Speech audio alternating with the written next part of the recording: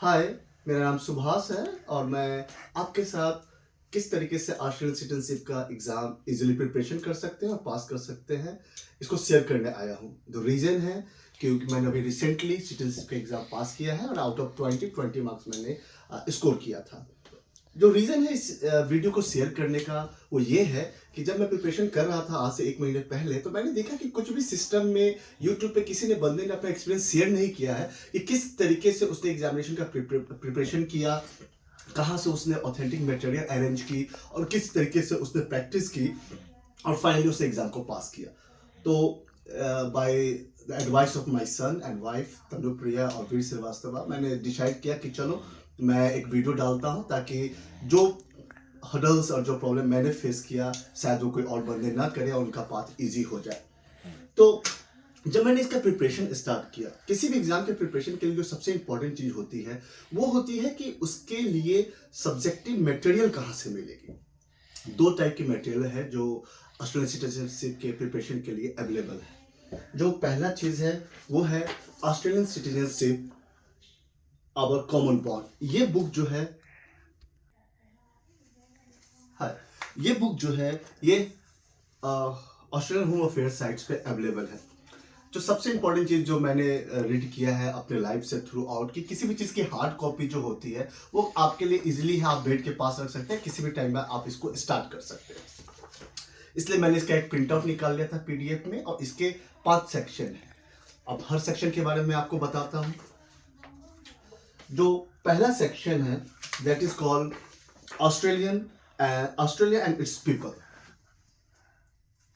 Okay, जो second section है वो है Australia, democracy and belief rights and liberties. Okay, और जो थर्ड है वो the government law in Australia. और जो फोर्थ और द मोस्ट इंपॉर्टेंट सेक्शन है वो है ऑस्ट्रेलियन वैल्यूज। मैं सबसे पहले out of this fourth section, जो फिफ्थ सेक्शन है वो आपके लिए ऑप्शनल है, जस्ट फॉर योर नॉलेज आप पढ़ सकते हैं या फिर आप अवॉइड कर सकते हैं। और मैं प्रेफर करता हूं कि आप फिफ्थ सेक्शन के लिए अभी ज़्यादा कॉन्शियस ना हो।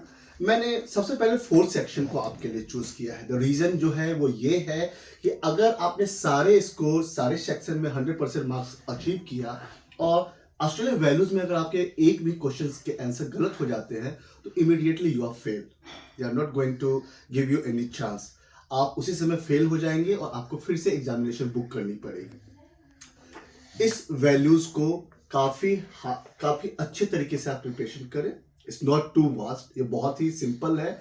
आप अगर इस पूरी कॉपी को जो कि 5 से 6 पेज की, अगर आप इसको रीड करते हैं तो आई थिंक इस यू कैन इजीली अंडरस्टैंड। बाकी की जो सेक्शन है वो ऑस्ट्रेलियन फ्लैग्स है, ऑस्ट्रेलिया की सिस्टम क्या है डेमोक्रेसी की।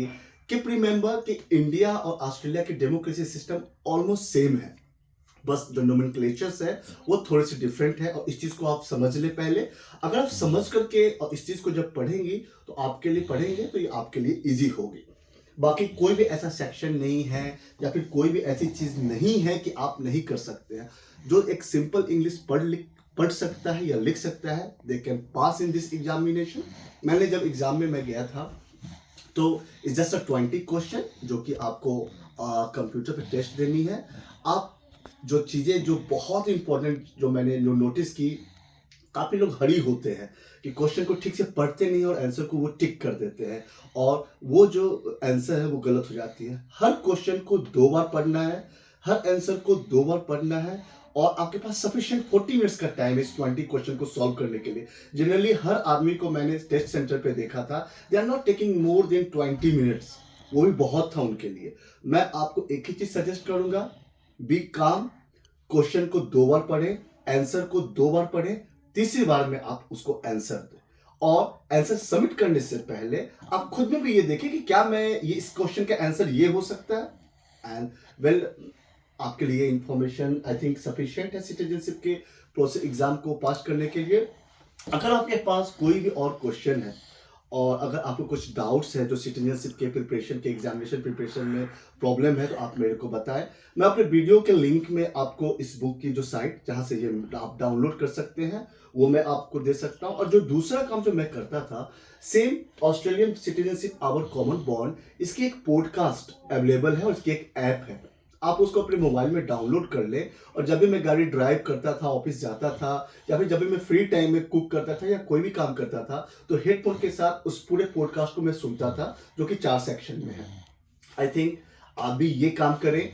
और जो सबसे इंपॉर्टेंट चीज़ है प्रैक्टिस।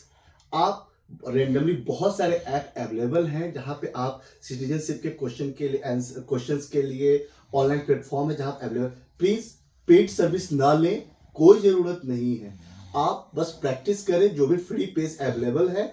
अगर थ्री बहुत सारे साइट पे 2-3 प्रैक्टिस जो है वो अवेलेबल है फ्री में, बाकी जो प्रैक्टिस उसके लिए वो चार्जेस मांगते हैं। नो नीड टू पे।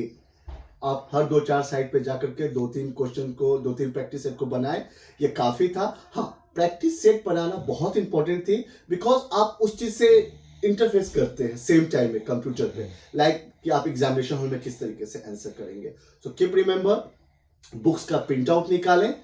कोई भी दूसरी बुक या बुकलेट पढ़ने की जरूरत नहीं है। सिर्फ आपको ये बुकलेट ही सिर्फ आपको प्रिंट आउट निकालनी है और इसी की पॉडकास्ट पढ़नी है। कभी भी कोई भी क्वेश्चन बाहर से नहीं आई है, नहीं आती है। और कीप रिमेंबर, ऑस्ट्रेलिया में ऐसा कोई भी एग्जामिनेशन नहीं होता है जिसके लिए आपको रात दिन परेशान होने की जरूरत है। Thank you. अगर आपके पास कोई भी क्वेश्चन है जो आप मुझसे पूछना चाहते हैं तो आप कमेंट में डाल दें। मैं जरूर कोशिश करूंगा कि मैं आपका प्रॉपर आंसर कर सकूं। और जो भी मैं लिंक दे रहा हूं आप उस लिंक से आप डाउनलोड कर सकते हैं। Enjoy, best of luck for your examination. Bye bye.